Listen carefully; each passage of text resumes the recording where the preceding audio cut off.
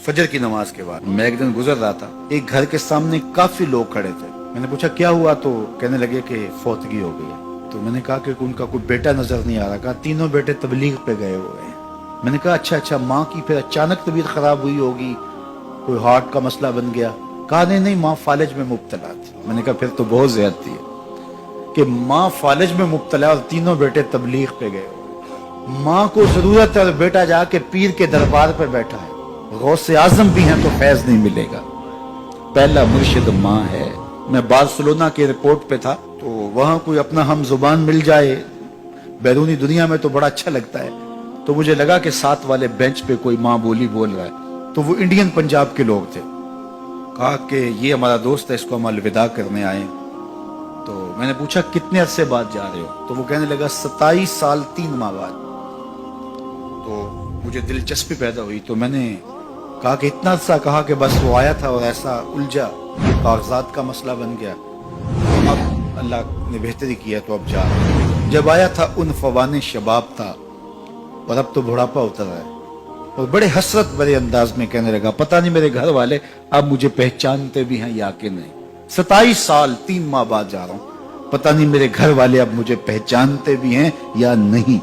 मैंने कहा और कोई पहचाने या ना पहचाने, माँ कदमों की आहट से पहचान लेगी। ये मेरे पुत्र के पैरों की आवाज लगती है। तो वालिदैन की खिदमत करेंगे तो सरखुरू होंगे, माँ बाप की बेअदबी करेंगे तो कभी भी आप सरखुरू नहीं होंगे। तो वालिदैन की रिजा को अल्लाह की रिजा समझो। रिजाउल्लाह फी रिजाउल वालिद व सखतुल्लाह फी सखतिल वालिद। वालिदैन की रिजा में अल्लाह की रिजा छुपी है और वालिदैन की नाराजगी में अल्लाह की नाराजगी छुपी है। ये तुम्हारे लिए दीन है। नवाफिल पढ़े जा रहे हैं, लेकिन माँ बाप को जरूरत है तो उनकी खिदमत नहीं कर रहे। अल्लाह को वो नवाफिल कबूल नहीं है। माँ के कदम दबाओ, बाप के पांव चूमो, तो तुम्हारे नवाफिलों से बेहतर तुम्हें जब वो दुआ देंगे, अल्लाह अपनी रहमतें तुम्हारे ऊपर नाज़िल कर देगा। तो उनकी खिदमत करो। एक शख्स जहाद का इज़्न लेने के लिए हुजूर की खिदमत में आया, हुजूर मैं जिहाद पे जाना चाहता हूँ। कितनी बड़ी बात है, छठा रुकन है इस्लाम का। लेकिन आका करीम क्या बोलते हैं, अहय्युन वालिदा का, क्या तेरे वालिदैन जिंदा हैं? काला नाम, कहा जी हुजूर जिंदा है। काला फफी है मा फजाहिद, कहा जा उनकी खिदमत कर, यही तेरा जिहाद है।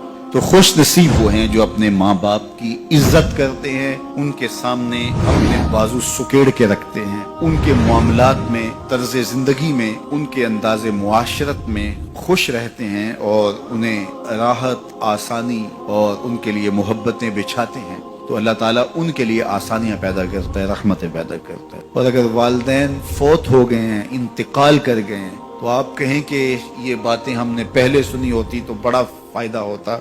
अब तो वालिदैन इस दुनिया से जा चुके हैं, तो अब हम उनकी खिदमत कैसे कर सकते हैं? उनके लिए दुआ करें, उनकी रूह भी आपसे राजी हो जाए। उनके लिए जुमअतुल मुबारक के दिन सूरा यासीन पढ़े जाके उनकी कब्र पे, तो उनकी भी मग़फ़िरत हो जाएगी, आपकी भी मग़फ़िरत हो जाएगी।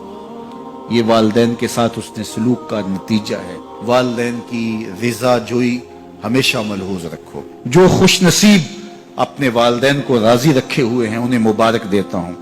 और अगर बदकिस्मती से मेरे सुनने वालों, दोस्तों में, पीर भाइयों में, मिलने वालों में किसी के माँ बाप नाराज हैं, तो वो देर न करे, बहुत जल्द उनको राजी कर ले। उनकी रिजा तुम्हें दुनिया आखिरत की सरखुरियां और कामयाबियां नसीब करेगी। तो शख्स अपने वालिदैन के लिए रोजाना मग़फ़िरत की दुआ करे। वालिदैन जिंदा हों तब भी, फौत हो गए हों तब भी, इसमें कभी भी नागा न करे। सारी जिंदगी उसके रिस्क में बेबरकती नहीं आ सकती।